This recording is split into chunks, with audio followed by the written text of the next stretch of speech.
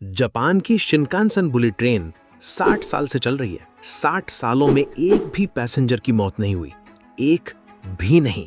1,30,000 train साल में चलती हैं उस लाइन पे और एवरेज डिले सिर्फ 24 सेकंड्स है। 24 सेकंड्स यार, मतलब आपके पास कप में चाय डालते डालते ट्रेन निकल जाती। और अगर वो ट्रेन 25 सेकंड भी लेट हो जाए तो जापान में पब्लिक आउटरीच होता है, रेलवे कंपनी ऑफिशियल अपॉलॉजी देती है, न्यूज बन जाता है। सीरियसली। और अगर हम यूरोप देखें, फ्रांस की टीजीवी बुलेट ट्रेन को मान लो, वो भी काफी फास्ट है, काफी मॉडर्न है, लेकिन उनका भी ऑन टाइम रिकॉर्ड जापान के सामने पानी भरता है। और जर्मनी का तो छोड़ो, डॉयच बान, जिन्हें हम लोग एफिशिएंसी का सिंबल मानते थे, उनकी 2025 की रिपोर्ट आई तो पता चला सिर्फ 67.4% long distance train on time थी, मतलब 100 में से 32 गाड़ियां लेट।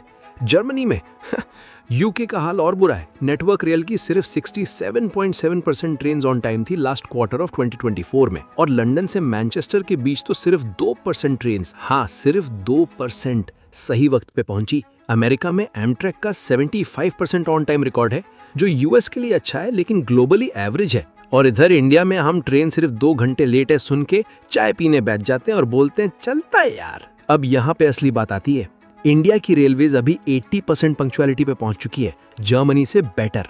और अभी एक ऐसा कदम उठाया गया है जो इंडिया को जापान की तरफ ले जाने का पहला सीरियस स्टेप है, और इसके बारे में 99% लोग अभी जानते ही नहीं। तो आज वो सब बताता हूँ। सोचो एक सेकंड के लिए, एक 23 साल का इंजीनियर बैंगलोर में बैठा है।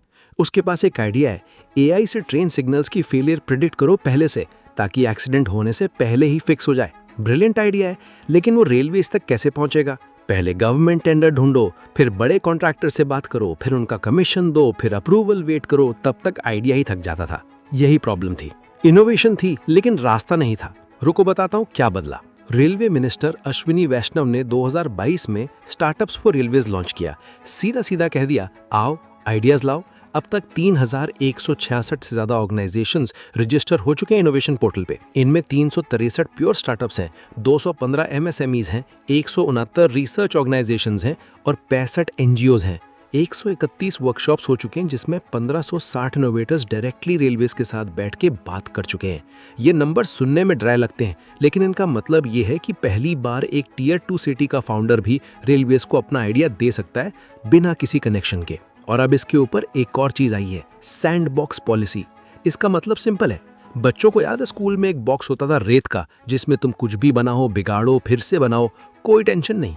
यही कॉन्सेप्ट रेलवेज ने इनोवेशन के लिए अप्लाई कर दिया। कोई नया आइडिया आया, पहले एक छोटी सी रेलवे लाइन पे टेस्ट होगा, एक कंट्रोल्ड एनवायरनमेंट में, लिमिटेड स्केल पे। अगर काम किया, पूरे देश की 68,000 किलोमीटर लाइन पे लगा दो। अगर नहीं किया, कोई बात नहीं, नोट डाउन करो, सीखो, अगली बार ट्राई करो। गवर्नमेंट का पैसा वेस्ट नहीं, पब्लिक का कोई रिस्क नहीं, लेकिन इनोवेशन का रास्ता खुल गया। ये कॉन्सेप्ट नया नहीं है दुनिया में।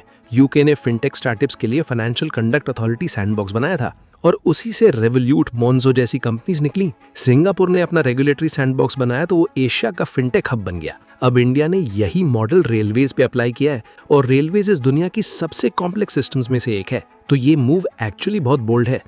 इसके साथ रियल टेक पॉलिसी 2026 भी लॉन्च हुआ, 52 रिफॉर्म्स इन 52 वीक्स इनिशिएटिव के अंदर। और रियल टेक पोर्टल भी आया। ये पोर्टल बेसिकली एक डायरेक्ट विंडो है रेलवेज के अंदर। आप अपना सोल्यूशन सीधा वहां सबमिट करो, कोई मल्टी टियर अप्रूवल नहीं, बीच में कोई दलाल नहीं। और अगर आपका आइडिया अप्रूव हो जाता है, रेलवेज खुद 50% फंडिंग देती है प्रोजेक्ट की। आप तो अपना इनोवेशन लाओ, बाकी का बर्डन शेयर हो जाता है। अब बताता हूँ टेक्नोलॉजी का हिस्सा, क्योंकि यही एक्चुअली सबसे इंटरेस्टिंग पार्ट है। और यही समझना जरूरी है कि ये सब बातें नहीं है, चीजें बन रही हैं। पहले कवच को समझते हैं। ये इंडिया का अपना एंटी कोलिजन सिस्टम है। सिंपल एनालॉजी है, समझो 2 गाड़ियां एक ही रोड पे आके दूसरी तरफ से आ रही हैं। नॉर्मल सिस्टम में ड्राइवर को खुद देख के ब्रेक लगाना पड़ता है। कवच में सिस्टम खुद पहचान लेता है कि कोलिजन होने वाला है और ऑटोमेटिक ब्रेक्स लगा देता है। ड्राइवर को कुछ करना ही नहीं पड़ता। और ये कोई जुगाड़ नहीं है। कवच को SIL 4 सर्टिफिकेट मिला है, जो दुनिया का हाईएस्ट ग्लोबल सेफ्टी स्टैंडर्ड है रेलवे सिग्नलिंग के लिए। एरर की प्रोबेबिलिटी 1 in 10,000 ईयर्स, मतलब 10,000 साल में सिर्फ एक बार सिस्टम गलत हो सकता है। जनवरी 2026 में रेलवेज ने एक रिकॉर्ड बनाया। सिर्फ एक दिन में 472 किलोमीटर ट्रैक पे कवच 4.0 इंस्टॉल कर दिया। 472 किलोमीटर, यानी दिल्ली से जयपुर जाओ वापस आओ फिर भी थोड़ा बचा। एक दिन में। अभी 2200 प्लस रूट किलोमीटर कवर हो चुका है। प्लान है 37,000 किलोमीटर तक ले जाने का। और एक्सीडेंट्स का डेटा देखें, 2014-15 में 135 कॉन्सिक्वेंशियल एक्सीडेंट्स थे। 2025-26 में सिर्फ 11, 90% की गिरावट। जापान 0 पे है, हम 11 पे हैं, लेकिन डायरेक्शन बिल्कुल सही है। अब एक और चीज बताता हूँ जो सुन के जेन्युइनली हैरान हो जाओगे। हाथी, ट्रेन और एआई, 3 चीजें जो आपने कभी एक साथ नहीं सोचा होगा। नॉर्थ ईस्ट इंडिया में एक रियल प्रॉब्लम है। जंगल के बीच से रेलवे ट्रैक्स जाती हैं और हाथी कभी कभी ट्रैक्स पे आ जाते हैं। ट्रेन रुकती नहीं, पहुंचती, कोलिजन होती है और ये दोनों के लिए ट्रेजेडी है। तो क्या सोल्यूशन निकाला? एक एआई सिस्टम, गजराज नाम है इसका। ये सिस्टम ग्राउंड में ऑलरेडी डाली हुई ऑप्टिकल फाइबर केबल यूज करता है। हाथी जब ट्रैक के पास आता है तो उसके भारी पांव की वाइब्रेशन ग्राउंड में जाती है। वो वाइब्रेशन ऑप्टिकल फाइबर पकड़ लेता है। एआई उसे पहचानता है कि ये हाथी की मूवमेंट है और इमीडिएटली अलर्ट जाता है लोको पायलट को, स्टेशन मास्टर को, कंट्रोल रूम को। ट्रेन स्लो जाती है, हाथी बच जाता है। ये system already north east frontier railway के 141 किलोमीटर पे चल रहा है और 981 किलोमीटर और के लिए टेंडर आ चुका है। ये इनोवेशन एक स्टार्टअप की वजह से रेलवेज तक पहुंचा और सैंडबॉक्स पॉलिसी के बाद और भी ऐसी चीजें आ सकती हैं। तीसरी चीज, MVIS यानी machine vision based inspection system. इसको समझो ऐसे, नॉर्मली ट्रेन की इंस्पेक्शन तभी होती है जब वो डेपो पे खड़ी हो, लेकिन MVIS में क्या होता है, ट्रेन जब प्लेटफॉर्म से गुजर रही होती है, एक कैमरा सिस्टम नीचे से स्कैन करता है। एआई रियल टाइम में चेक करता है कोई पार्ट लूज तो नहीं, कोई चीज हैंगिंग तो नहीं, कोई कंपोनेंट मिसिंग तो नहीं। ट्रेन रुकी भी नहीं, इंस्पेक्शन भी कंप्लीट। जुलाई 2025 में रेलवेज ने डेडिकेटेड फ्रेट कॉरिडोर कॉर्पोरेशन के साथ MOU साइन करके ये सिस्टम लाया। ये सेम प्रिंसिपल है जैसे आजकल एयरपोर्ट्स पे लगेज स्कैनर्स में होता है। आप चलते रहो, स्कैनर अपना काम करता रहता है। ये सब हो रहा है उस बैकग्राउंड में जहां इंडिया AI मिशन के अंदर 14,000 नई GPUs ऐड कर रहा है अपने एग्जिस्टिंग 18,000 के ऊपर, और 25 इंडिजिनस चिपसेट्स बन रहे हैं साइबर सिक्योरिटी के लिए, जिनमें से 13 बेंगलुरु में सीडैक में डेवलप हो रहे हैं। मतलब सिर्फ रेलवे नहीं, पूरी टेक्नोलॉजिकल फाउंडेशन बन रही है। तो पिक्चर ये है, कवच क्रैश रोकता है, गजराज हाथियों को बचाता है, MVIS पार्ट्स चेक करता है, AI सिग्नल्स की फेलियर पहले प्रिडिक्ट करता है, और सैंडबॉक्स पॉलिसी कहती है अगर तुम कोई नई प्रॉब्लम सॉल्व कर सकते हो, आओ ट्राई करो, हम फंड करेंगे, हम ट्रैक देंगे, हम मौका देंगे। जर्मनी 67% पे अटक गई, UK 67% पे, हम 80% पे पहुंच गए।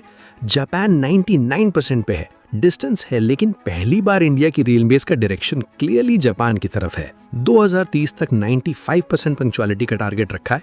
और यार ये सिर्फ स्लाइड पे लिखा नंबर नहीं लगता। अब तो आपको ये बताओ, आपके हिसाब से इस सैंडबॉक्स पॉलिसी से रेलवे में सबसे पहली कौन सी चीज बदलेगी? सेफ्टी, पंक्चुअलिटी या कुछ और?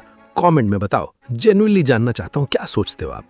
अच्छी लगी वीडियो तो लाइक जरूर करो, सब्सक्राइब करो चैनल को, और एक ऐसा दोस्त है ना जिसको हर बार ट्रेन लेट होने पे गुस्सा आता है, ये वीडियो उन्हें भेज दो अभी। Thank you ji, bye bye.